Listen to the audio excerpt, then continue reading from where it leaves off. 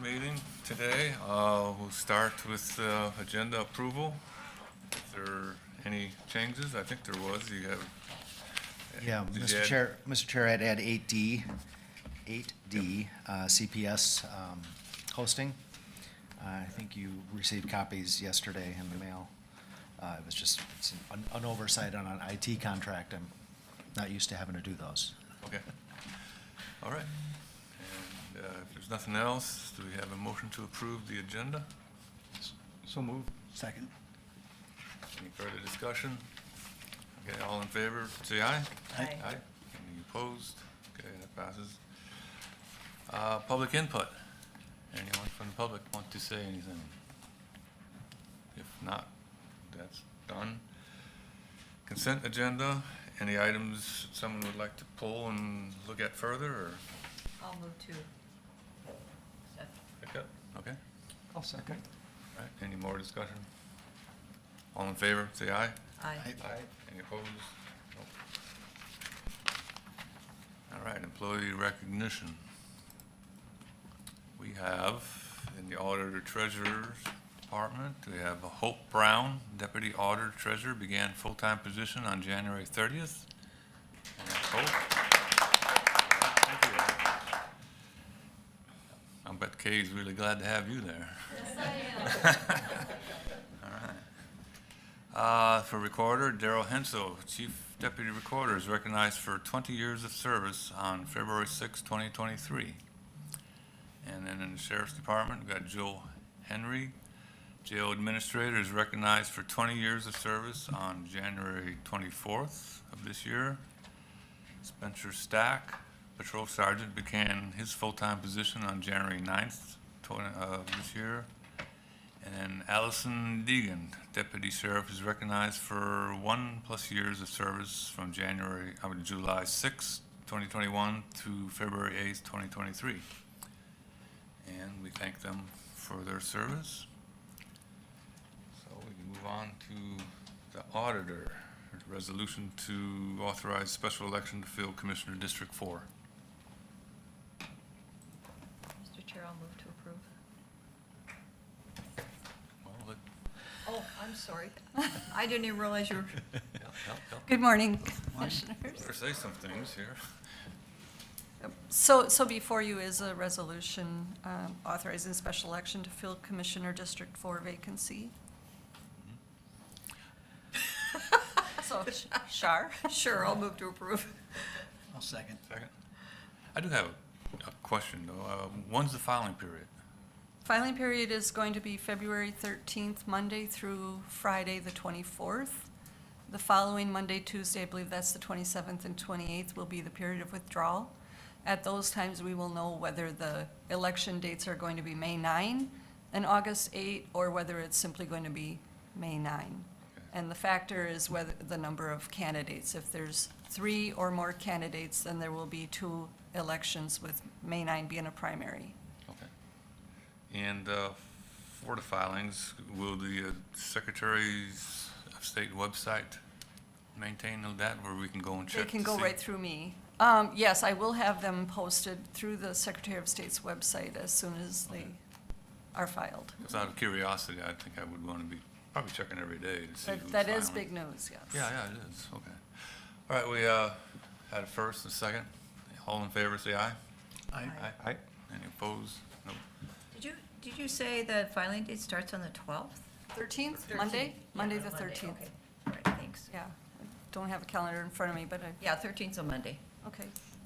If I could just, I don't know if it's too soon, I don't want to put the cart before the horse, but, so there's 11 townships and 2 cities in Commissioner District 4. It's 9 townships, I think. Nine townships, 2 cities, thank you. Yes, and 6 of those are already mail ballot, and there are meetings yesterday, for the other 5 to go mail ballot, which would save the county some dollars, and it would free up a lot of work in our office, so then our office would administer it 100%. So, and that is only for the special election in 2023, but I am hopeful that all of those will be passed. So you have a notice that goes out, obviously, but. Yes, to every we have a- registered voter in those precincts will get a postcard. We can send out on it too, that it's open, so it covers The filing more dates? media than just print? Filing dates? Yeah. Yeah, the filing dates will be in the print. They're on the county website. They'll be published in tomorrow's newspapers, both the Northwoods Press and the Enterprise. But we should issue a press release as well so that we hit the non-print media. That would be the same. Same thing, If you just- for, did you do the notice for the paper? You did the notice for the paper? Yes. No, who drafted the notice for the paper? Kate did? I did. I Just send sent me- that in for legal. Send me a copy and I'll Okay, update a press release okay. format. Any other questions? Thank you, Kay. Thank you. All right, Chip, Natural Resource Management.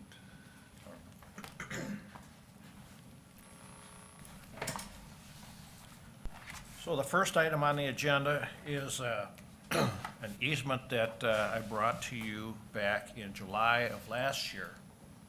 And since that time, since it was approved, the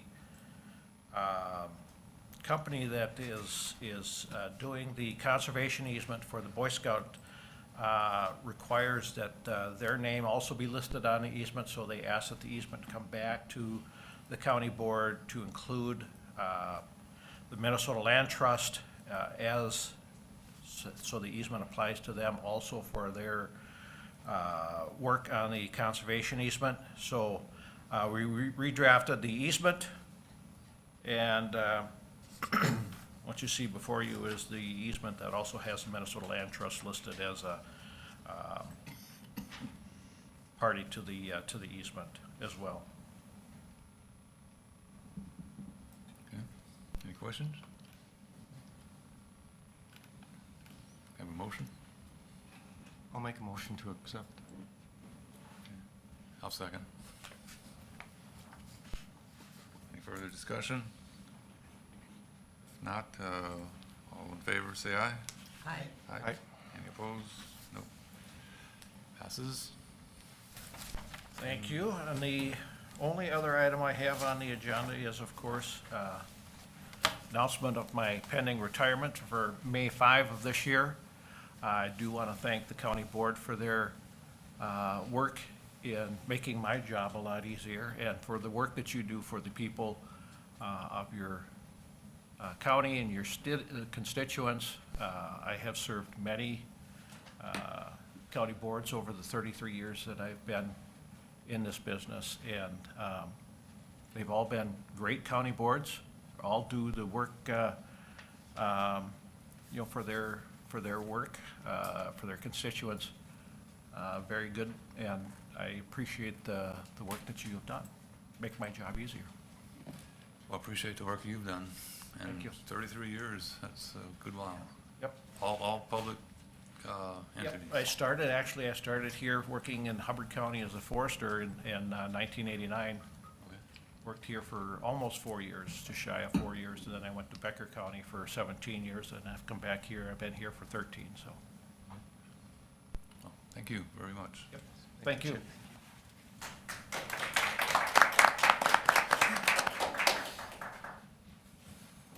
Okay, Jed, we can get started with you. The last item will be at 9:45, though. That's when Jonathan can get That's when you. Jonathan can join us. Oh, okay. Sounds good. Good morning. Morning. Morning. A few things on the agenda for you today. The first one, we will start with review and approve bid for project SAP 029-594-001. This is the Fair Avenue reconstruction project for the city of Park Rapids. The three project approvals today are all LRIP projects. So it's that local road improvement program that we had applied for and received the funding. So this one, they received 6 bids with the low to Keekly Underground of Kimball, Minnesota. The total amount of that bid was $3,865,155.55. That's for the entire project. This includes Fair Avenue all the way down to Industrial Boulevard, but the city also had a couple alternate bids on there extending onto a couple of their city streets. The amount just for the base bid, which is Fair Avenue, is about 2.6 million on that. LRIP funding on this was 1.25 million. So bids were very favorable, according to estimate anyway. And so that should help with maybe some of the assessments that you've probably read about in the paper, and hopefully those can go down a little bit. And yeah, the bids were good. So it'd be my recommendation that this gets approved, contingent upon the city approval, of course. Judd, this includes curb and gutter on both sides, right? It does, yep. I was kind of surprised at the number of bids we received on all three of these projects.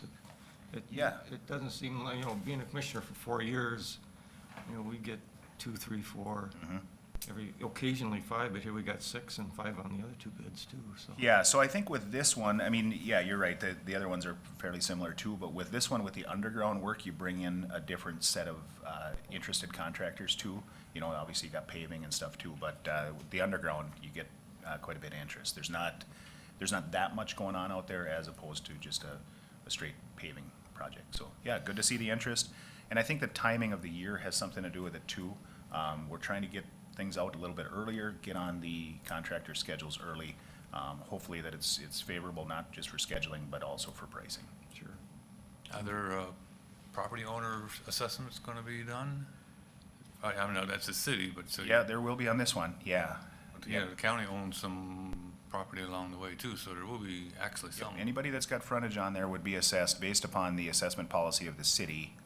Certain things are gonna be assessable, like any of the sanitary sewer and the water services that are directly for a specific property, that's what's gonna be under the assessment policy. And I don't know the specifics of that, but. Those notices have been delivered Yep. yeah. Do they have a number of years to pay it? Yeah, I believe they put it Yes. on their tax statements for up to I probably think 20 it's years. proposed finance to 20 at this point, and Angel had said that they even are considering 30 in some instances on this one. Does the county has that same option, 20 years to pay? Yes. Okay. Yep. I was just Yeah, curious we've gotten about the it. same notice as every other property owner. Yeah, that's what I was wondering. Okay. So is that transferable with a sale of property? Yep. That's one thing when you buy a property, you always investigate and look at the outstanding specials, because that's part of the negotiation.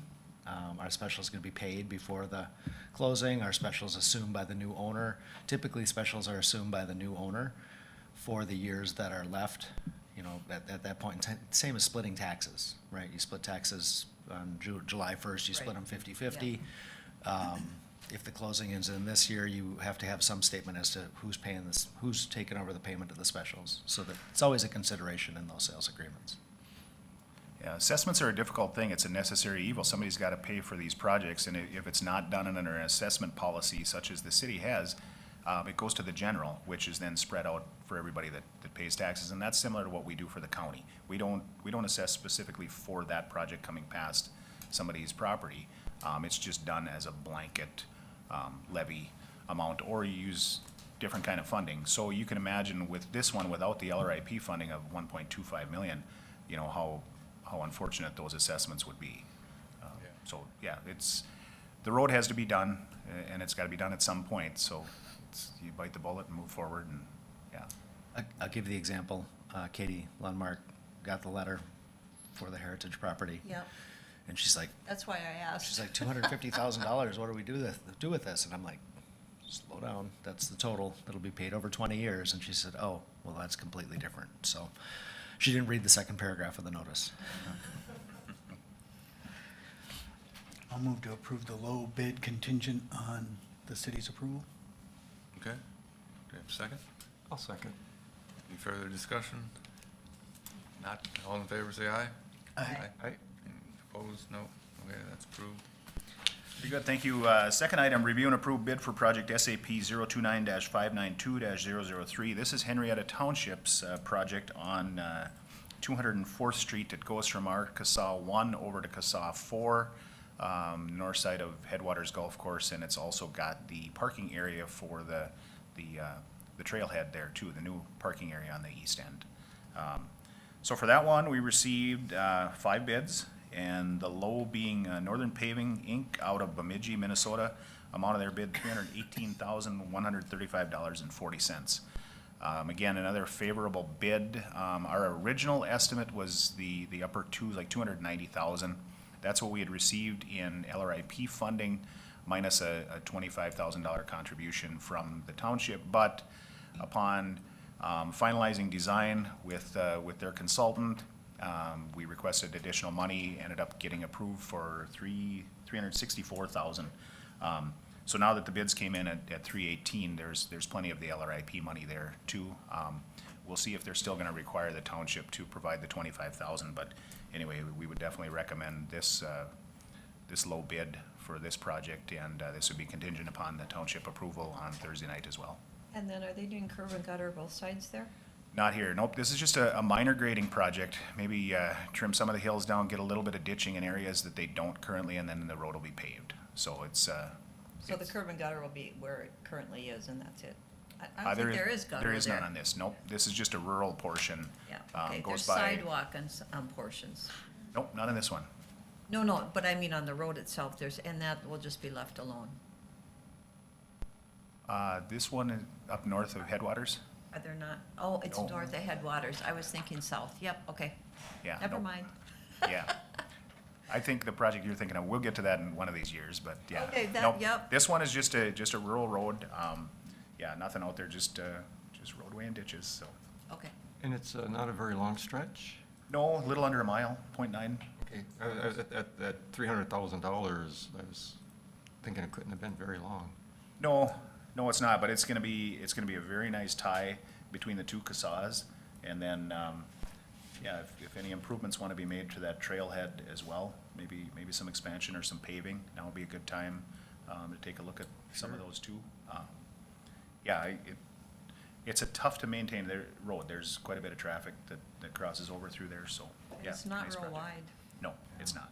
That's where I think where most of the cost is coming from. So they're not gonna make the shoulders wider, right? They will, Oh, yep, they they'll will. widen the grade out, yep. Okay. It'll be, when it gets paved, it's gonna be narrow lanes, it's only gonna be 11-foot paved lanes, so it'll be fairly narrow on that, but, definitely wider than what they've got. Okay, that would be a good thing. I'll move to approve the low quote contingent on the acceptance from the township. Second. Any more discussion? All in favor, say aye. I, Any opposed? No. Okay, that passes. And we got one more project with the LRIP funding. This is review and approve bid for project SAP 029-592-002 Arago Township. So this comes across on 230th Street and then down at 141st Avenue. So this would come off of Trunk Highway 71 over on, they call it Shipwreck Road, does that sound right? It was to the old Cowboys and Chrome area up in that resort area. And then it comes back down to our CASA 18. Current condition of this roadway, it's all paved, but it's in very poor condition. It goes through some swampy areas, poor grades, so they're gonna do some subcuts through that area, and other stuff will just be, mill and overlay, to get a new surface on the road. So, we received 5 bids for that one as well, with the low being Gladen Construction out of LaPorte. Amount of the bid, $853,400.80. And this was the same thing, definitely below engineer's estimate, plenty of LRIP funding, so we're in a really good position for these projects to happen. Not to say that it's cheap, that's not what I mean by, low, below the estimate, but construction prices are definitely up, but you start to plan for it as it's happening, and these come in with acceptable numbers, so we would make that recommendation contingent upon Arago's approval. So, Jed, are you gonna do something different on the base this time? Because it I- never seems to work very good through that swamp. Yeah, so this project was designed by Apex Engineers. That's the consultant that the township chose. And they've got, I think there's 3 major subcut areas through there, and it's not hard to see if you drive the road where those are gonna be. They are gonna straighten that one little stretch out where that big bump is. And so, yeah, hopefully they get enough depth out of that muck excavation out of there. So it's gonna be pretty extensive through there, but it's gotta be done. Yeah, otherwise you're just putting a Band-Aid on it. So I think it's the proper fix through those areas, yeah. This road is used highly also, so Yes. how long do they think it'll take that the road will be closed? Boy, I'd have to look. I don't know what the working days was. Do they have 30 on this? I think it was more than that. Or 40 maybe? yeah. So you're looking at a month and a half to 2 months. I don't know if it'll all be closed for that amount, but that's what they have to complete the entire project. Yeah. Well, this is cheaper than we anticipated last year. I will move to approve Yeah. with Arago Township approving. I'll second. Okay, any further discussion? All in favor, say aye. Aye. Okay, that passes. All right, and we've got approved purchase of civil 3D design software seat. This is for the county surveyor. We went out and asked for a three-year price package on this. It's just a subscription renewal. It's a design software that we use, same as we use in the engineering department. We currently have 5 full seats in the engineering. Jeff and I use a light version, and then it was time for the surveyor's renewal. So this is what it costs, $6,781.43 for 3 years. I'll move to approve. Okay. I'll second. Any more discussion? And this has got, the reason we only have one quote is they're the reseller, or they're the seller for this region of this. We've tried to go out for other quotes, and everything goes right back to the original seller on this, so it's under a government contract. There's no difference in price, so. All in favor, say aye. Aye. Aye. Any opposed? No.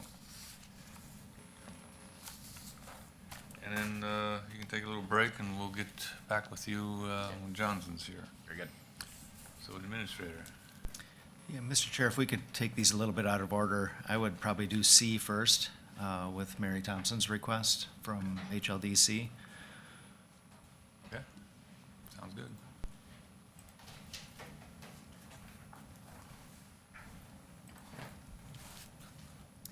Good morning. Heartland Lakes Development Commission is interested in submitting a grant to USDA under their Rural Business Development Grant Program.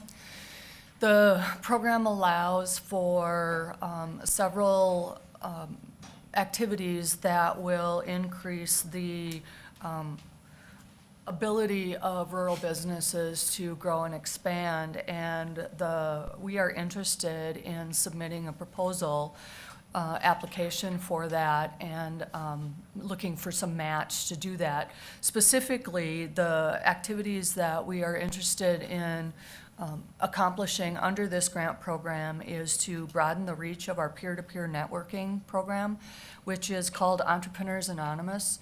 It's a fairly new program that we've started that will allow soon-to-be new and even folks who have been in business a lot longer to meet, get together, problem solve, network, and learn from each other. We have that on a monthly basis. It's the second Wednesday of every month. And we want to expand the offerings as part of that program and really grow the networking potential for the group. We also want to build a pool of mentors and navigators so that individuals who are looking for a little bit more assistance as they're going down the road of either starting business or looking to get some assistance to make their business stronger. Right now, the mentors really aren't local. The closest are Bemidji if they want to meet in person, or they'll have to do some sort of a Zoom. So we're trying to build our bench strength and have additional resources available here locally so that businesses really can take advantage of the things that they need. We're also wanting to significantly increase the amount of training opportunities that we have available so that things like e-commerce or social media marketing or how do you do financials or what do you do when you need to add an employee. Again, all those kinds of things that businesses can use to be stronger. And our goal is to operate these with no cost to the participants so that they really have the ability to access the services.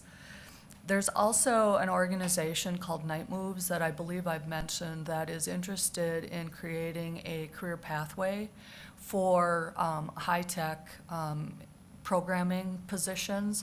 And the way that their model works is that they help facilitate training at the local level and then have an internship, and then at the end of the internship, the individuals have remote working opportunities. So we've been trying to create a mechanism to make this all happen, and this grant would allow us some additional resources to make that. Two other things that we're interested in doing is there has been a lot of discussion about the potential for a countywide revolving loan fund that would provide gap resources countywide for businesses that are looking at expanding. For instance, I just got a call yesterday from two individuals who are looking at Dorset as a business location, and right now we don't have anything to help them out with that gap that they need. So this is really, the goal of this work would be to do all of the groundwork, figure out the policies, get the application processes, all of that ready, so that if and when resources become available, we're ready to roll that out immediately and make that available to county businesses.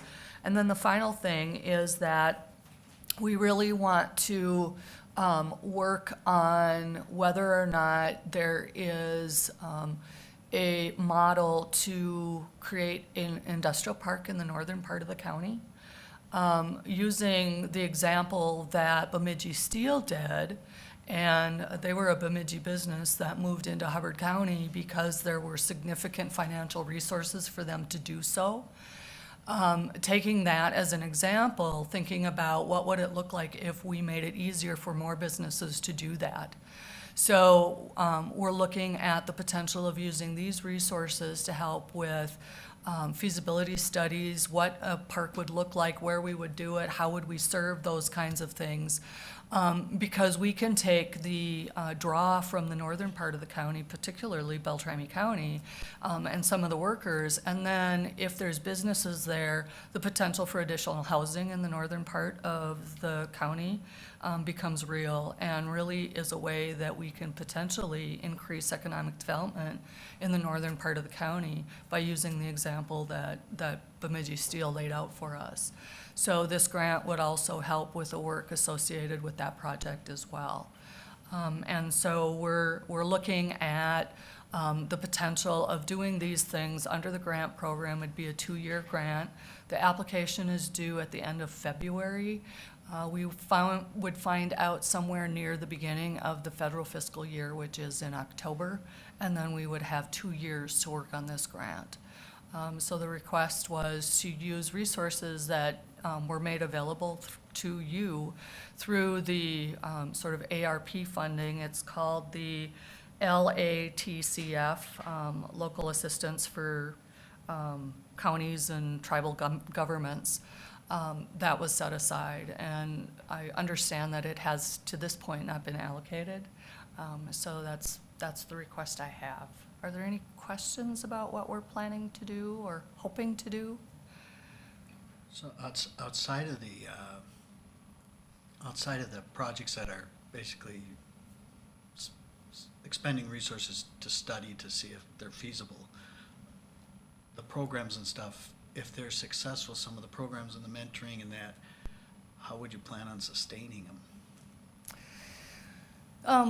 The mentoring, the mentoring program, we're hoping that we can take the staff time to build up the volunteers and then have a coordinator. So at some point, it would be self-sustaining, or we would partner with an organization like SCORE to actually take care of the administration of that. But they're having a very difficult time in recruiting members because they're not local. So we need someone who's really willing to kind of encourage folks and get them there and make them available, and then the sustainability of that. The Entrepreneurs Anonymous program is generally in other areas where they do these peer-to-peer networking. They generally end up having someone who becomes a champion, and they become self-sustaining. So again, it's about helping to create the momentum of them, and then most of those types of programs will continue on their own. So. Mentoring is a very helpful Thing to have, because I can remember when I was first thinking about replacing old cabins at my resort, I asked a lot of questions of other resorters who have already done it. And it helped a lot. Yeah. End up replacing every one of them. About that industrial park, have you identified any possible county lands for that yet? That's what I asked her.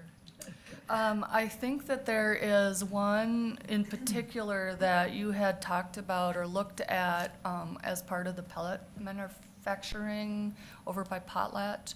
That might be one, but I have not spent a great deal of time looking at that. I think the things that are attractive about the location are gonna be close to the rail line, because then we can really guarantee transportation. We're gonna have to make sure that there is stellar internet access, because even companies like Bemidji Steel, where you wouldn't think that, I mean, it's a manufacturing business, but most of their equipment is run by internet, and even their laser-guided stuff, printing and cutters, can all be run remotely. And so internet was really a key factor for them locating there. And then good transportation access. And then the other thing that typically you want is water and sewer. Well, where we're at, that might be a challenge, so we have to do some thinking about a cooperative community, or, you know, creating a served infrastructure so that all of the park is served by one system. And so that would individually make each of the lots cheaper, but then we have this whole infrastructure system. So those are a lot of things that we're just starting to think about. But, and as we think about that, then we'll start looking at the county lands that might make some sense, so. Okay, any further questions? I would just say, having taken a look at the Local Assistance Tribal Consistency Fund, we got 50,000 already, and we're gonna get another 50,000, so that's what we're getting. That was unbudgeted revenue at the time the budget was approved. We kinda knew it was there, but we didn't modify. We also have, you know, the money that was set aside from Enbridge tax capture we have not completely spent or allocated for 2023. So there's a couple of different pots that this could come from. Initially, we took this LATCF money and put it over in social services, thinking we were gonna tie it in with the opioid settlements and work on something like that. And when I asked Brian, they have not advanced a program at this point, and he said he doesn't have any ideas that in 2023 they would be bringing anything forward to use those funds. So they're available for whatever governmental purpose you choose. The only thing they're not allowed for is lobbying. Specifically, the one paragraph summary about what you can spend these on and what you can't is just, it can't be spent on lobbying, so. I would certainly advocate sometime as soon as we can to try, and even if it's just a baseline amount of funding, get an RLF established for the county. Because there are businesses that are asking that need gap funding to get themselves into business, and not gonna do it without, I hate to see those opportunities, disappear because we didn't have something in place. And it's just that little bit of help, when a business goes to a lender for resources, the lender will go up to a certain point, and either there's not quite enough collateral, or there's not quite enough equity, or any of those kinds of things. And gap lending, such as what we would hope that this program would allow, is the taking of some non-traditional collateral. So, sometimes we'll could take a part of the house, we could take owner's guarantee, we could take some second positions in order to do that, and then we have the ability to have flexibility with payments, so that we can give the very best opportunity for businesses to open and then succeed over a period of time. And so they're a really important tool that I think we really just need to make available for businesses outside. Park Rapids has their own, but that's the only place within the county that does have it locally, so. Yeah, you never know what somebody with an idea for a business can blossom into, but sometimes you just need a little help to get started with. Right. So this is considering the request, so that means we need to do an approval for it, for the money to be spent for this, okay? Do we have a motion? If not, I'll make it, I'll second. okay? Any further discussion? All in favor, say aye. Aye. Any opposed? Okay. That's Thank approved. you. So with that, that'll allow me to draft a letter from the county in relation to the application, and if we receive the grant, then we'll have funds available to meet the match as well. Okay.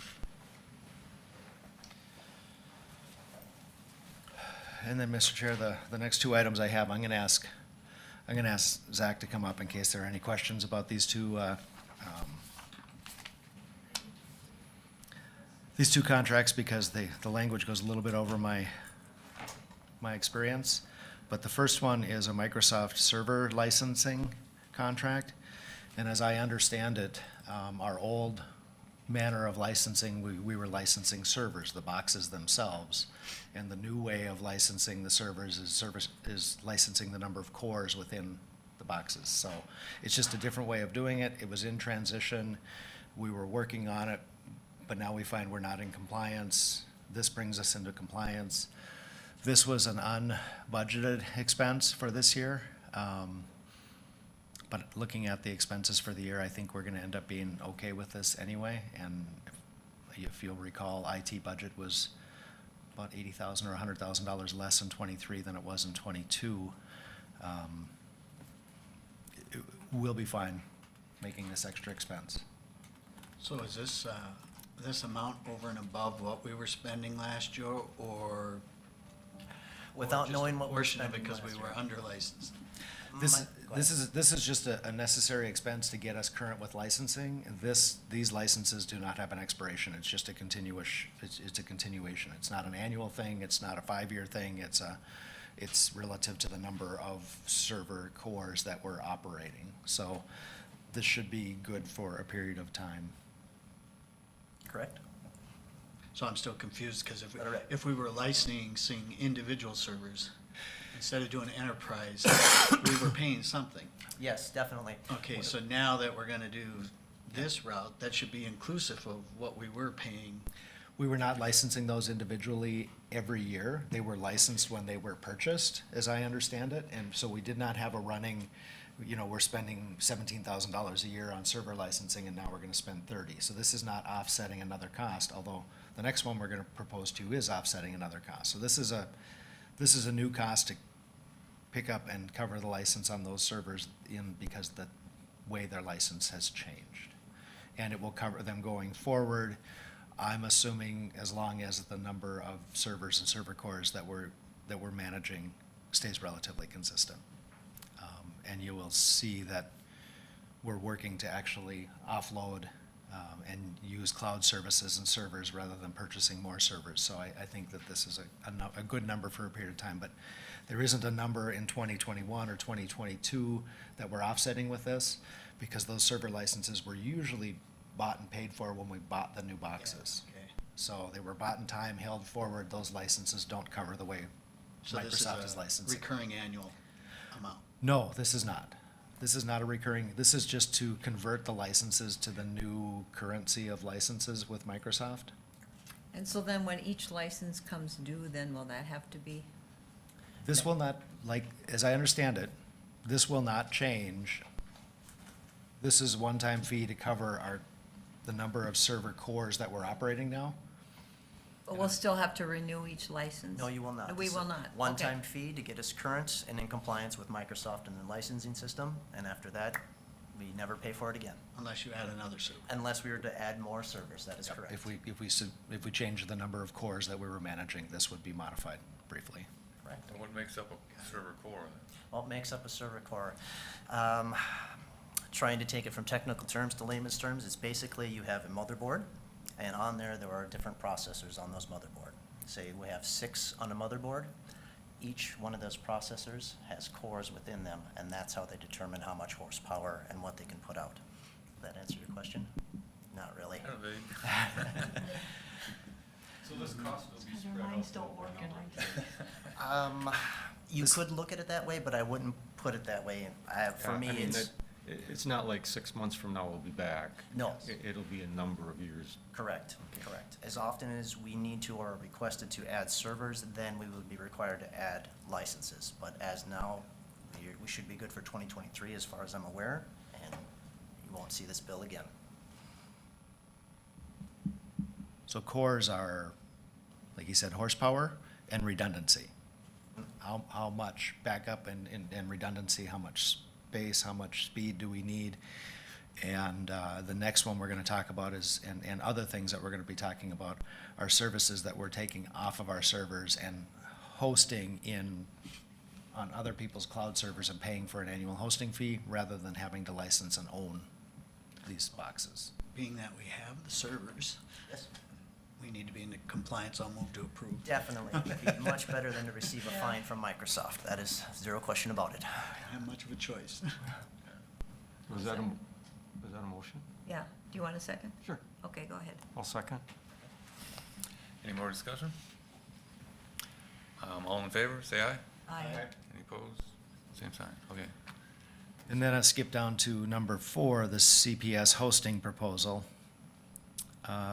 Zach, I'm gonna let you give the brief description. I could do the same thing, but my voice is given out. Sounds good, not a problem.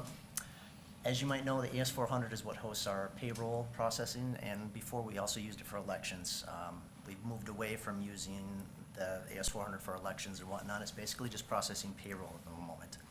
And IFS, accounting. And IFS, Yeah. pardon me, that's the same thing for me, my bad. This is basically an old machine, old technology. It's still vital for the way the county functions. However, it is literally just a server box with old hardware sitting in the server room. Probably about 4 times a month, we have an issue with it, and we would have to call these people that are proposing to host it. And that takes up, obviously, my time as well as everyone else's time, and the system is down during that. This company is basically proposing that we get rid of the physical box that can have hardware issues and put it onto what's called a virtual machine. It's literally the same server, but nothing but software. That means we would never have to worry about our backups, having someone to go in to do the tapes, having someone to add new users. They do all of the maintenance, and in case of an issue, it is literally just a click to restore it, and we are in backup, as opposed to, hi, we have an issue, can you help us fix it? And/or there's a hardware issue, and that will never be fixed because this hardware no longer exists. That is the big one there, is that if there's a problem with it, we can't fix it, and that would not be good. So what hardware are they using then? They use kind of what we use when we're talking about server cores and whatnot. It's literally just a giant server rack, and we use what's called virtual machines. It's the same operating system, it's just software installed on there. The hardware, if it fails, it's what we call like a tape drive. It's just a little insertable drive. If it fails, it will just move to a different drive and be right back up. Whereas if ours were to fail, it's done. Well, right, but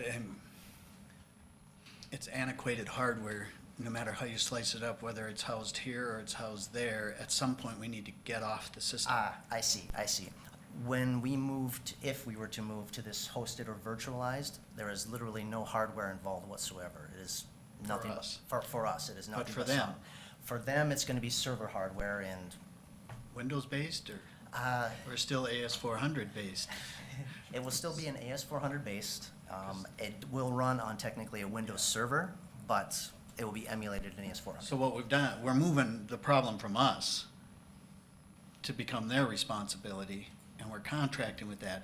But at some point in time, they're gonna have a problem with that hardware. That hardware needs to go away, no matter who has it at some point in time. So that's my worry, is we're still putting a Band-Aid on. Do you remember when the state fix that social services program for $27 million and then backed off and didn't do it?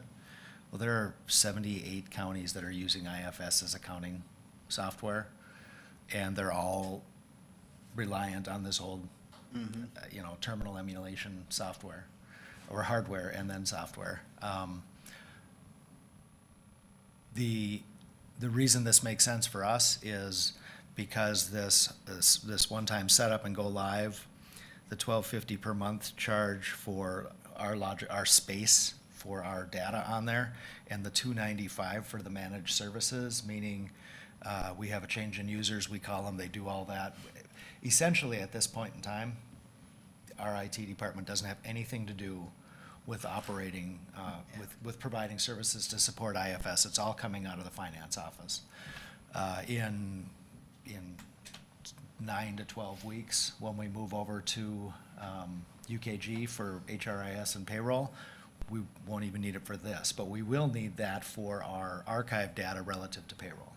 So when we get to UKG, we're planning on archiving or on backfilling that data to the first of this year. But anything prior to this year for previous year's history, we still need that data. And so that will still be through this managed logical partition. So you're absolutely right. We really want to be in a different system. Most counties that are still with IFS are still with IFS because the leap to something that does everything we need it to do with current technology and interfaces with the state in appropriate ways is upwards of hundreds of thousands of dollars a year in licensing. So we're kind of all held a little hostage by the state in the way that we need to report to them. Yeah, And I get so it's the, not a permanent fix, but it's a. Nope. It's, Right. it's a necessary step it's a for the county. necessary step, yeah. it's much easier to replace a current server hardware system than the old AS400s Right. system. So that would be my rebuttal to that. Mr. Chair, I'll move to approve. And just to clarify, when I look at the pricing summary, we'd pay the first line, we'd pay the second line per month, and we'd pay the third line per month, and we are not paying for the redundancy of the replication. Correct. Okay. I'll still move to approve. Thank you. I'll still David? second. Okay. Any more questions? Yeah, so sometime in the future, we're gonna have to look at some other system. Ideally, there are many, like, Public Works interfaces with the same IFS for their new roads and whatnot. There are 3 different softwares or coming up, 2 current ones with 3 coming on that still will interface it, but like Jeff said, it would be ideal to replace it, but it does cost a lot more than running the AS400, so. So IFS is supported by MINCCC, Minnesota Computer Consortium, whatever the next one is, Minnesota Counties Computer Consortium. It is really up to them to figure how to move the needle to the 21st century. That's a good way to put it. In the 1990s, I did this once, moved away from old technology to SQL, database technology. When I moved to cities, we had to do it again. And now when we come to counties, and we're still tied to the state system, which hasn't moved from that standpoint. So we will have to do it again at some point. I would hope to. But right now, anything that we would purchase as a budgeting software or anything else for accounting, we would still have to extrapolate data from IFS, work with it, and then push it to IFS so IFS can push it to the state. So there's no point in us investigating a solution until the IFS to the state can be done by something else. Yeah. And right now, the state is controlling that, and MINCCC is working on behalf of counties relative to that. So this is just one way to not, you walk past that room over here and you hear the beeping often enough, that beeping will go away. And we will roughly have a swap in our current prices, our regular prices for managing this without us having to manage, without having to do the backups. I mean, every morning somebody walks tape backups up to the bank. All of that goes away because that's digitally managed by somebody else. So these fees will replace existing costs. Thank you. Thank you. Okay, we have the motion and second, so all in favor, say aye. Aye. Any opposed? All right, thanks. Thank you. And then, Mr. Chair, the committee list updates is just kind of a conversation for today, so I would put that off. I see that Jonathan is here, so we could go back to item 7E if we want to take that one now. I'm in favor of that now, so Jonathan and Jed, so yeah, this will be a closed session. So we need a motion to close the open session and open the closed session. So moved. Second. All in favor, say aye. Aye. Aye.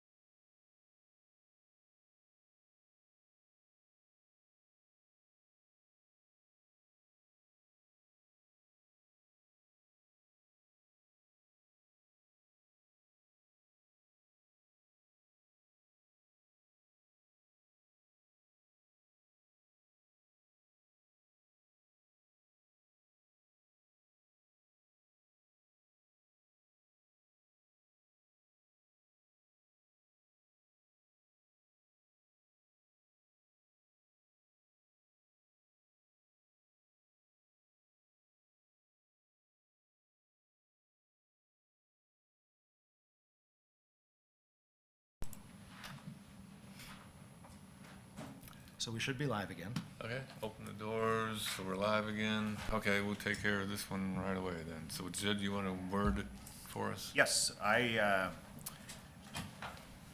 with a construction project completed on County Road 39, I would ask for a payment to Randall W. Gackstetter, Gackstetter, in the amount of $4,458 for a temporary easement. That is for parcel ID 10.25.01900. So moved. I'll second. Any discussion? All in favor, say aye. Aye. Any opposed? Okay, Thank you. done. Now we have committee list updates.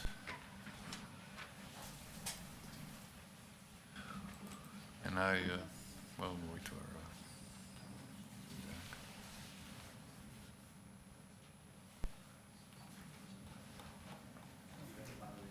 wait for Jeff.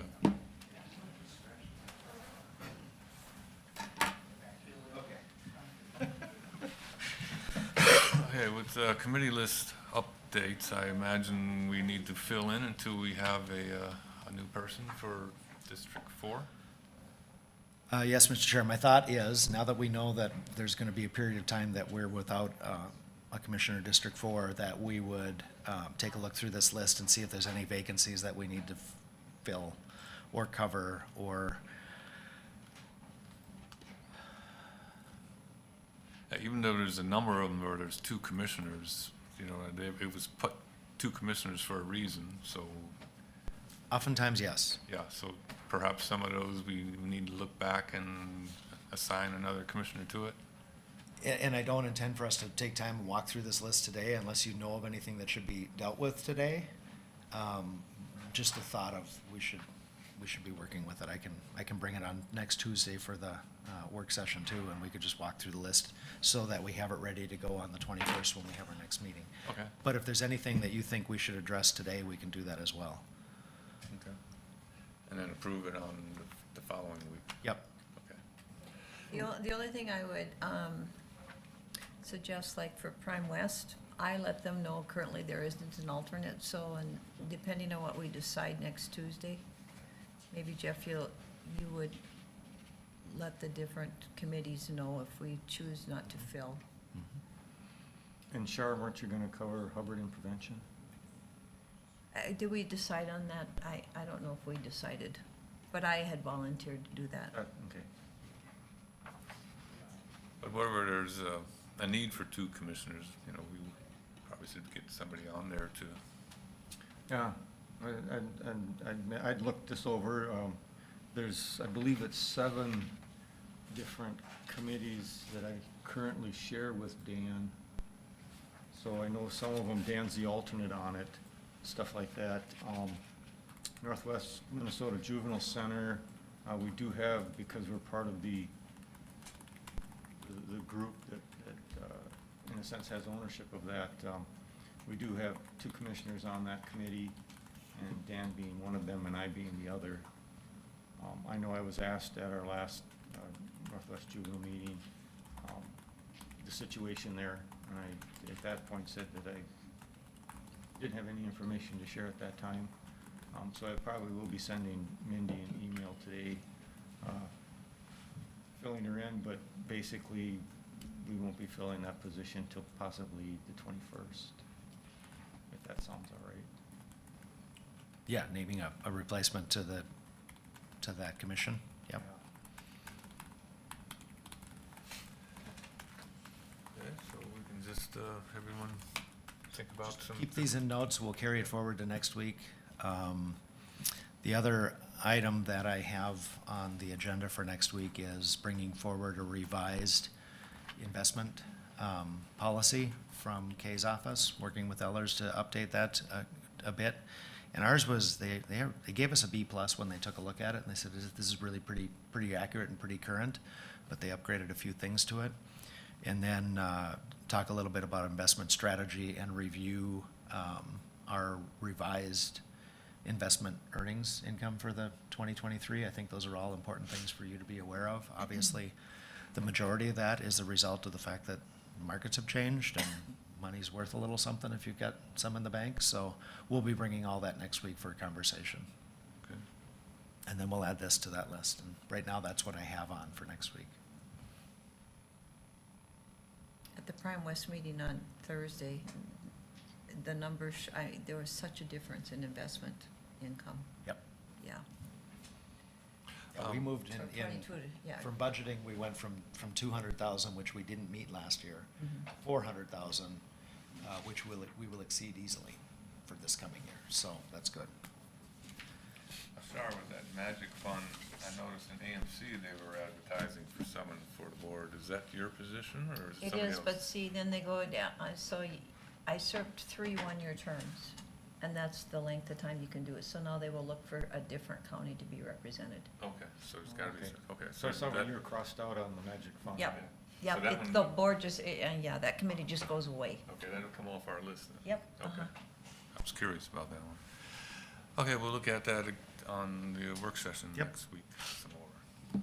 So next would be committee reports. Ted, would you like to start this time?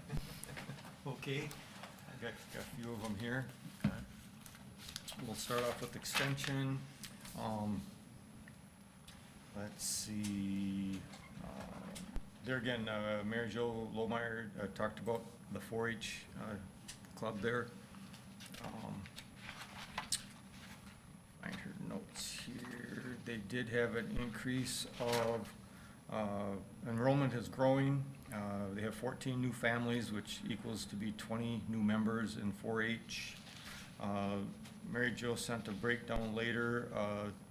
There's 33 members in Clover Buds, 124 members in the youth, and there's 53 volunteers for a total of 210 Hubbard County youths in the Hubbard County 4-H program, which I think is a improvement from the last few years. It's been declining for numbers of reasons, but Mary Jo's got that climbing. Let's see, of course, we discussed the budget, which we approved for them. Talked about member recruitment. Currently, District 1 and District 2 do not have any representation on the committee. Of course, David would be District 1. And District 4, of course, is vacant right now. I think the Carters were District 2 and then they moved. Yeah. Oh, they were 3. They live in District 3. Yeah, so we have, Linda Carter lived in District 3? Yep. And Tony? Oh, I was Yep. thinking I campaigned there, okay. Had a sign up over there. Okay. So there's an opening on this, for District 1? yeah. So And are then- we supposed to try find somebody? Well, that would be the responsibility of the commissioner. And also David is an alternate on that committee, so I was just thinking with Dan not being on the committee anymore, then maybe David could become a member of it, but we'll discuss that next week. And then, of course, they talk about all sorts of things with the University of Minnesota Extension, livestock and horse PDCs. They even talked a little bit about the fair and the horse stalls, stuff like that. Talked about shooting sports, that's increasing. Were they building I remember, about the horse stalls. Did they get money to approve to build those, or was that put off? We had, as I recall, it was $40,000, and I believe they're going to be giving that to the fair board, and the fair board's going to be getting the stalls and then Okay, housing them, taking responsibility for them, stuff like that. The biggest problem is storage. And I believe to they take them found, up and down. Yeah, and the only place they can store them right now is in the bus garage, and Oh, it's dear. just really difficult with the buses. Yeah. That's kind of been, what's been driving everything is where to store them. But over time, that may be solved with the new school bus garage, because they'll have more room, no buses in there. uh, So do you think, getting back to filling, Could we advertise stuff like that on the county website? I would think so. You know, who Something would like be that. interested from District Two being involved in extension? Yeah, I don't have a name, you know, off the top of my head. and I think that's, I mean, honestly, these website hosting platforms, their civic engagement, they offer things like that. But, short of going the route of having something set up like that, we certainly can put notices up. Because That's, that'd be a good way to let the public know, there's people out there that want to serve, but they don't know either about the so opportunities. if we could add that to the conversation next week and identify Okay. where it is we need to notice and what the time frame is for, yep, That'd be great, thank you. yep. Yeah, good question, because it's one of those, I know that myself, the committees, sometimes when I have a vacancy, who do you ask? You know, especially if it's something like, say, if it had to do with farming, yeah, I know some farmers, but they aren't really interested, or, I know we had that vacancy on the North Country Community Health Board. You helped me out by giving me April Coleman's information. She runs the adult daycare services. So, I mean, that was a natural fit. So you may have some names of people that wanna volunteer, but they have no background or whatever that's needed for some of these committees, so it's, yeah, it's, how do we find some of those people out there that wanna help, that wanna serve? So that was kind of that one. Then I had the North Country Community Health Board. Let's see, went over the bylaws. They talked about the SHIP program, state health implement. I should know all these little acronyms, but I don't. The State Community Health Services Advisory Committee, went over those. The budget, went over the 2021 audit review, which we passed with flying colors. Let's see, I do have, we went over the year-ending report, actually it's for 2021. I do have 2 copies, so if somebody is interested in reading what the North Dakota Community Health Board does in the community. We, of course, went over everybody's current addresses and email addresses and all that kind of stuff. The evidence-based home visiting program, a lot of that has gone virtual. It's coming off of that now. There's still some families that prefer to do it virtually versus in-person visits. So we try to accommodate where we can. And then they also gave out what some of the things are planned for 2023 in the North Country community area. Kind of the breakdown there. It doesn't go by county, it just kind of for the whole region. And of course, we had to have a new contract signed with the executive director. And like I say, we went over the budget. And I think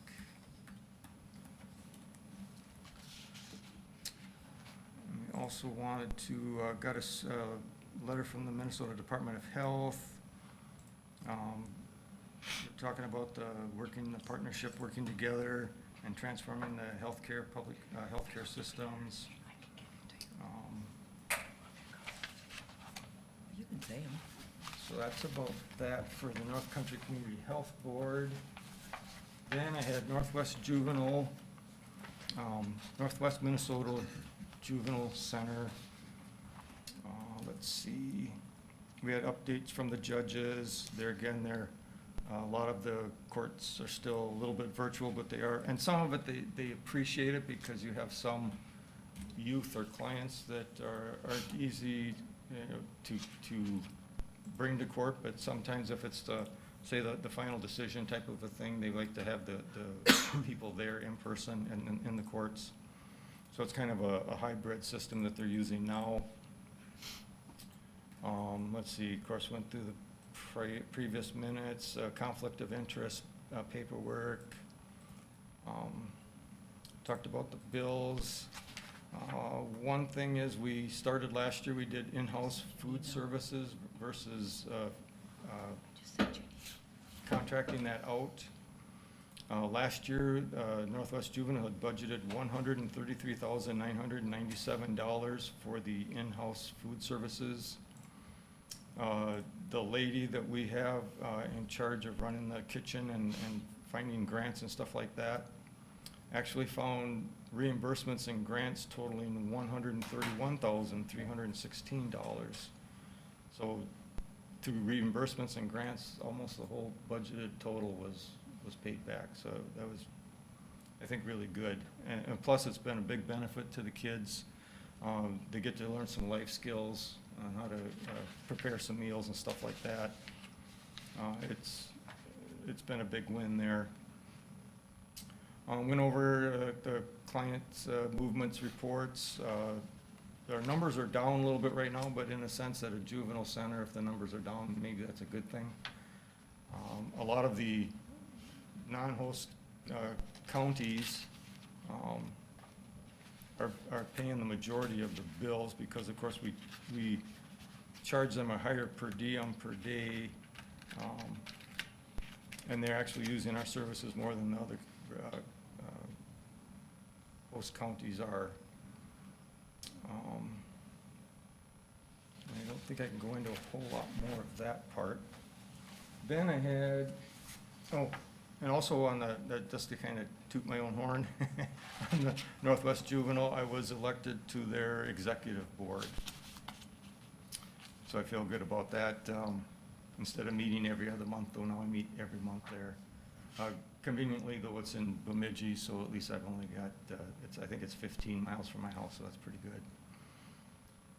Then the last on my list is the Mississippi Headwaters Board. I was reelected chair for that board. There again, we've got three new commissioners coming in. 3 commissioners, 1 didn't run for reelection and 2 did not win reelection. We did have one variance because we have jurisdiction on the Mississippi River for the first 400 miles. Anything that needs a variance request, such as Wolf Lake, because the Mississippi runs through it, we also have to approve it, but this was on the south end of Wolf Lake here in Hubbard County. When I should have gone right to the back page and saw what the Planning Commission had come up with, because as I was reading through the packet, I'm thinking, what did they approve and why is it coming to us? And it ends up they approved, out of the 5 requested items, they only approved the fireplace rings that were installed. They are graded away from the lake. They also talked about how people, it's a resort, and how people sometimes will make a fire on the beach. And they've been trying to get them not to, which of course isn't good because eventually the waves come in and wash all that debris out into the water. So like I say, of that variance request, that was the only thing we approved. Set up a budget committee, which I there again got part of that, and we had that yesterday. Talked about the governor's budget. In the governor's budget, they have, I believe it's $35 million, which it might sound crazy, but it doesn't sound like much money to redo boat accesses in the state. So if you think about the number of boat accesses in the state, and they're talking about 35 million over 10 years, it doesn't seem like enough. Let's see, and then of course we had there again a closed session going over the executive director's review. And because the legislature just kind of got started, we didn't have any legislative updates. The governor's budget was about the only thing we discussed there. So that's all I've got, if there's any questions. Okay, thank you. Thank you, Ted. I guess I'll go next with the Kitchigami Library, the Regional Library. See, I was recently elected chair of that board. That's taken Tom Conway's place, who's not on the city Park Rapids council anymore. So as chair, I sit on every one of their committees, so I'm going to have more meetings to attend for that. One of the things that we started working on right away was in the past for the executive director's evaluation, that's Melissa Watley. just chair and one member of the personnel committee would do the evaluation. Well, I wanted to see the full board do it, so we're switching over to the full board doing the evaluation. Working with Melissa to come up with a form for us to use that would tailor it more towards the executive director. Include some things that weren't in there in the past, a couple things that is in her area of responsibility is working with the board, for one thing, and then another one would be setting budgets or proposing budgets. So all that will be included with the evaluation. And then in March, we'll have a full board evaluation for her, and those who are new could pass up on it, because we do have a number of new people on the board. And then, for the local library, which as being on the regional library, we also sit on the local library board. Jody came out with 2022 by the numbers. I thought maybe I'd go through a few of those if you're interested in what's been going on in the local library. Checkouts are up 6%, 52,684 of them. Public internet Wi-Fi sessions are up 10%. Customers who came to the library is up 8%. There's a 26,387. And that's some of these would be could be one person coming in a number of times. That's how it's counted. They added a new app for cell phones. Let's see. Readers age 2 through 10, 2,164 hours. Ages 11 through 18, 2,749 hours. That's up. First one is up 84%. Second one's up 60%. 305 registered summer reading participants, ages 2 through 18. That's up 16%. 818 kids attended 24 events and programs. That's up 121%. Let's see, they had 721 volunteers, gave 1,156 hours. First one was up 107%, second one up 78%. Checkouts of e-resources up 27%, 132,359 of those. And then also they do, you can check out a day pass to a park, like Itasca State Park. They did 60 of those last year. And then, Excuse me, Tom, is that something that's available at all the Kitchigami libraries? yeah. And it's, it's a pass. You can check it out and then return it back to the library, so you don't have to pay that entrance fee when you get up there. It's a pretty good program. I think they should advertise that more. I don't even, You didn't even know about it, okay? well, I knew about it after you started on the board, but otherwise so I'm not sure the public knows about it. Yeah, okay. And I don't know if they just have one pass or if there's a number of them, but I don't know exactly how many are assigned to the local library, but there's a number, they have more than one pass, but Okay. it is a specific number for them. Yeah, I'll have to ask, because mention that to them. there's sometimes when you just want to go for the day, Yeah. Yeah, or, and why pay the entrance fee just for the day when you can come to the library and check out a pass? yeah. Okay, and then the last one is 160 readers participated. It didn't say readers in what program, but that's Oh, up. it's the winter reading program. Winter reading. I recognize the logo. Oh, yes, no time? Yep. Okay. Yeah, that's up 52%. So they've been pretty busy. That's good. It's good having them there. And that's all I have. Okay, I had a Mojave meeting. There was a private donor that is looking to give potential scholarships for $500 per student for someone who attended Head Start when they were young. And that will go on the back end of their education as go to higher education. It doesn't require a college or a trade school, so I'm not sure what's gonna qualify for the third thing. That would be helpful. Most parents have transportation to get their child to the child care center, And then we heard a presentation on board roles and responsibilities, and 3 questions that I thought pertained pretty much to all the committees we're on is, how will lives be changed? In what ways will communities be improved? And what are we going to do to achieve this? Then I had a Prime West meeting, and as of this year, finally, the 11 counties who wanted to join are now active, so there's 24 counties, county-owned. Last year, there was 1.2 million claims processed, and 92% of the claims never touched the human eye. Turnaround time is 7 days for payment, because they only cut checks once a week. There's approximately 17,000 healthcare providers that the insurees can choose from. 40% of all medical expenses are fraud, waste, abuse, or preventable, such as people going to the ER or instead of going to the clinic for a visit. And all calls to the call center are answered by a person, so the new enrollees that they've got, that's the #1 comment they hear is, wow, I get to speak to somebody right away.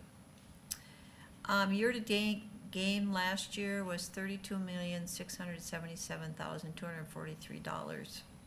And so we will be looking at how we can do reinvestment grants back to the counties. And the year-to-date per member per month for what it costs to cover expenses for each individual member was $570.90. Projected, we looked at the budget for this next year in 2023, the projected surplus will be $11.5 million. And then the average monthly membership is currently at $63,546. For the Mojave, did they have a replacement for your previous at-large yet? No, they do not. That's what I have. Couple things on, HLDC had a open house, kind of ribbon cutting for the banner behind the airplane for all the major sponsors that help support Heartland Lakes Development Commission. So they had an unveiling of the banner, and it was a really nice turnout. I'd say 25, 30 people. All the key sponsors were there, all the banks were there. Sue was there. Yeah, it was great, just good conversation. Mary gave a brief overview of some of the things we've done and where some of the things that are coming up that we hope to do. And everybody was just super positive. Everybody was real excited about the direction we're going, so that was good to see. I was elected chair this year for that. Kathy Henry's vice chair. So we'll just keep forging ahead with things. And so far, so good. And Heritage, these are Char's notes, so if I don't understand them, jump in. Okay. As of the end of January, then for Heritage, they reduced 4 traveling nurses in December, so now we're down to 3. That's positive. Retention goal is 72%. We're currently at 56%. That's a rolling average for the whole year, so it looks back a year. So it'll change slowly, even though month to month might be quite a bit better. The Manor currently has 12 units filled out of 26.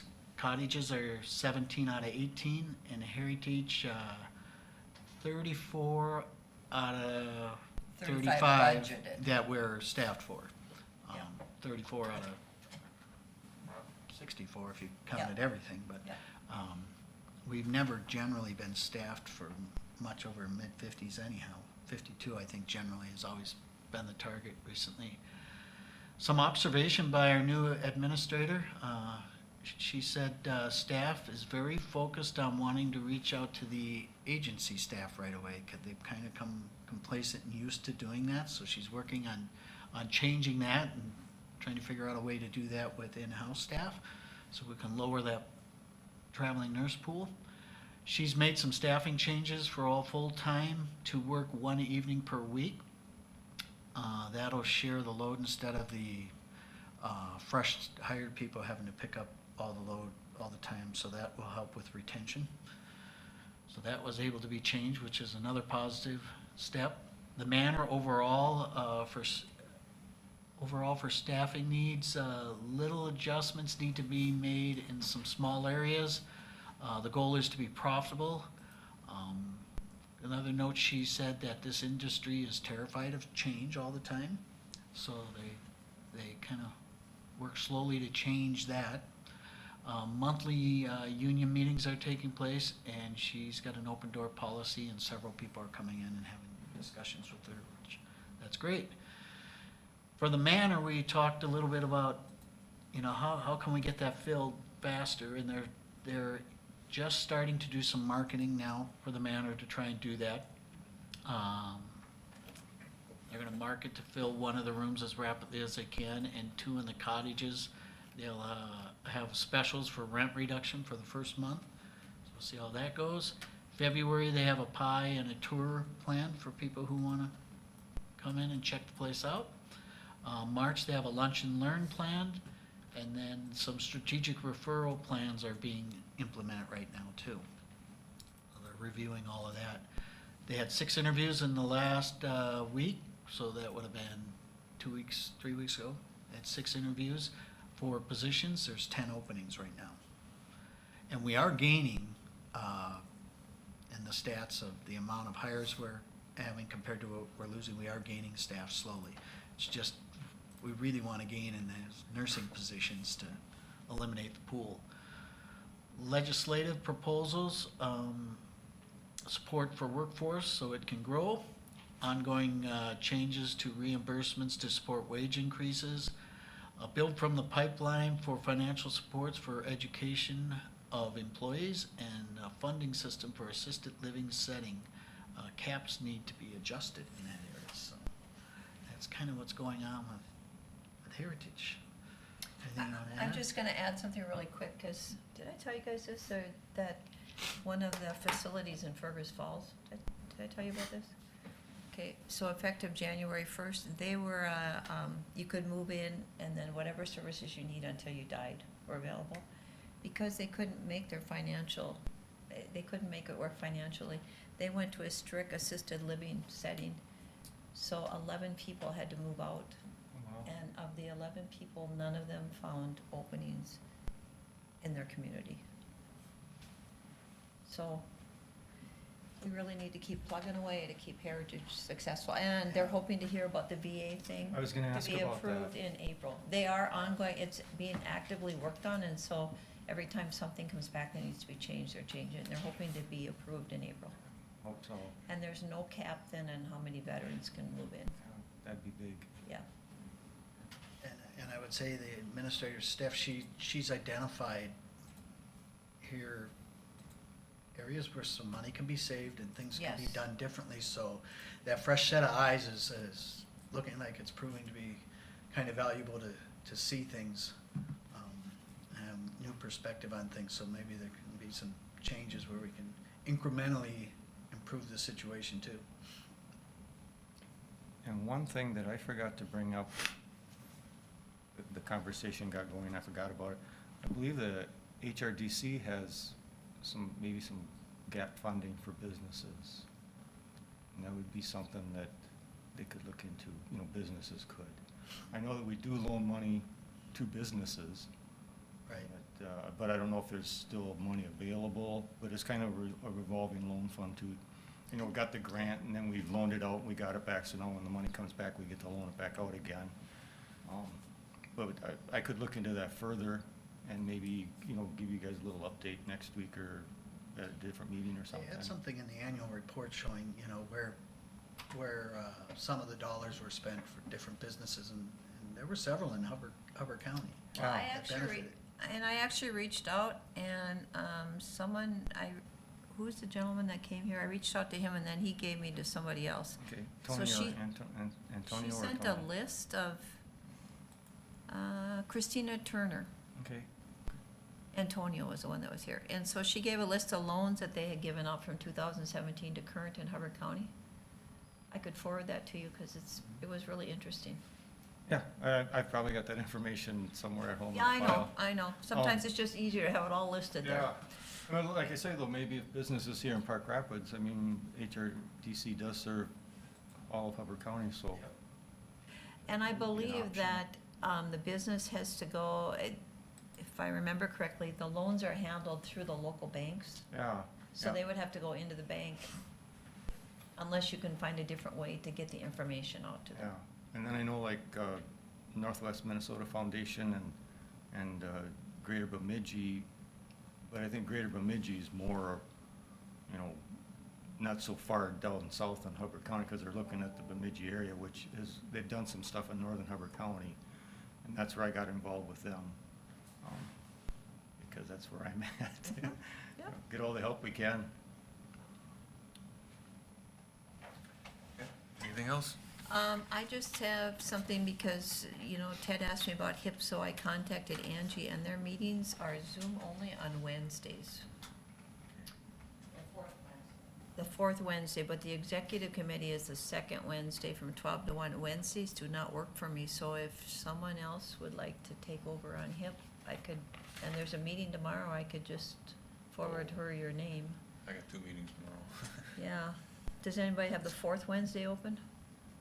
I do. I was gonna say, tomorrow I got stuff going on too. So how about if I just email her and then we can take it up further next Tuesday when we take up the whole list? Okay. I'll just let her know I can't come tomorrow and we'll give her a name. Jeff can send names out next week to all the different committees. Okay, I'll do that. And then if you were asking if there was anything else, because District 4 seat was vacated, do we need to take a vote or anything to? Because it's not technically a resignation. What's that? District 4, since the seat was vacated, do we need to take a vote on that? Or was it technically, because it was vacated, we didn't need to accept the resignation? Part of the consent. It was part of the resolution Okay, that his resignation was received. okay. The wording talked about it being a vacancy, but. Yep. Okay. And then, and then one last thing, maybe something we can talk more about at the work session that I've been thinking about. Do we want to, or are we promoting Hubbard County? You know, and if we do, who's promoting us? You know, is there something out there, you know, all we've got, you know, the public lands, the ATV trails, the snowmobile trails, the county parks, especially when Deep Lake gets going, you know, like I say, maybe we should be doing something where we're promoting Hubbard County. And I just kind of wanted to throw that out there. Maybe we could discuss that a little bit more at the work session, or. We should probably invite the chamber to come and talk to us about that, because I believe that the materials that they're putting out cover recreational opportunities throughout the county. Okay.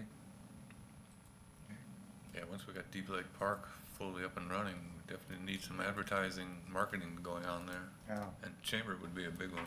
I know at one time they were working on I don't know where it ended up, on a recreation guide Okay. that would be all-inclusive of everything from canoe access to. Yeah, the number of lakes everything, all and. parks, all the things, and I don't know where that ended up. I think Chips has it on the website to where you can get information. Pretty sure. Chamber publishes a recreation guide every spring, Yeah. and thousands are available and distributed. Okay. Yeah, I know, I believe I read that too, where they say that, like the Blueberry Festival on Lake George, and that's in July, you know, and I know they cover a lot of that stuff, and I was just wondering if there's that guide, but do we do anything on the internet, social media, you know, that kind of stuff? Yeah, once we got that Deep Lake Park with a campsite, then we should have a way on the website where people can reserve campsites, you know, much like the state does with their state parks. We're probably Yeah. not gonna wanna subscribe to the same reservation service they do, but We're doing something to look into though, but that's a ways off. Yeah, in the future. Yep. Well, and even though that, you know, it's Park Rapids Chamber of Commerce, it's broad, covers a large area, actually. Yeah. Yeah, because I believe they've even talked about, I can't remember what goes on in Lake George, or not Lake George, LaPorte. They've got some, if festival or something that goes on Yeah. too. They used to have ice races out there, I don't know. Oh, yeah, they still do that? Yep. They have different sponsors. The radio station I listen to, K-Fan, they talk about this week's race on Garfield Lake is sponsored by so-and-so.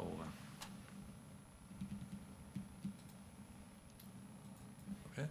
Thank you. That's it. Next meetings to note, I got several notes here for, general government, when is that one? Personnel's after the first, is the first Tuesday of the month at 11. General government is the third Tuesday of the month at 11. Third Tuesday, okay. Between this and being chair at the library, you're gonna be meeting out. Well, at least it's my only job. Yeah, that makes a Oh, difference. I was Yep. talking to David coming up here, holy cow, I mean, work full-time and Yeah, Ted too. that's challenging. Yeah. Okay, I'll have to get that, make sure I remember third Tuesday of every month. MRC, I already mentioned before that I take off on vacation the 22nd, and David, you said you would be down there for that one? Which one's that? MRC, the 21st? Yeah, I can attend for the first hour or two. Okay. All right. I'll be at a motel close to the airport on the 21st. It's possible I can go, but if you're gonna be there, then I won't make the effort. I'll be there. Okay. Then the Leadership Summit in Nisswa in April. I haven't been to that in 4 years, and I'd kinda like to go to that this time. So if we can get myself registered and anyone else who wants to. What's the date of that? I have to look it up. It's in April. I don't have the First exact weekend in dates. April, I believe. The first weekend? Yeah, I believe so. Not weekend, it's. No, it's on a weekday. It's on a not weekend. Yeah. I got this, March 29 through yeah. April 31, so first week in April. In March 29th through April, or March 29th through the 31st? March 29, 29 through 31st, yeah. Yeah. Can't read today. Wednesday, Thursday, Friday. I usually go for one day. I'll have to look to see what they have for. Yeah. I could go for all of them, but I only live 40 miles away, so I can drive each time. I don't need a, Oh, and I would drive too. Yeah. I wouldn't stay over. yeah. That's what I did last time too. It's a little farther for me, but versus Which thing are we talking about spending again? the whole day. The leadership, the AMC leadership. Oh, yeah. I don't always go every year, but Yeah, I haven't been in 4 years, but kinda like, it looks like they got a good speaker there and some good things on the agenda. So if you can get at least me registered for it. I'm gonna look into it. yeah, I'll look into it too. We still got some time. That's all I had. It is early this year. It is. Seems like it's a week early. Yeah, usually I thought it was April. Do you have anything else, Jeff? Just a reminder, the legislative conference is in 2 weeks, which we've kind of addressed but didn't say out loud. I think that starts Tuesday night with MRC and some other things, and Wednesday and Thursday. Are you going down? Yeah. Okay, is anyone else going down for? I'm going. You're going for part of it? Okay. Okay, if nothing else, then motion to adjourn? I'll make the motion to adjourn. Second? A second? Okay, we're adjourned. Thank you. And we will be 11 o'clock with the personnel. I think Gina has some updates. Okay. Are we off?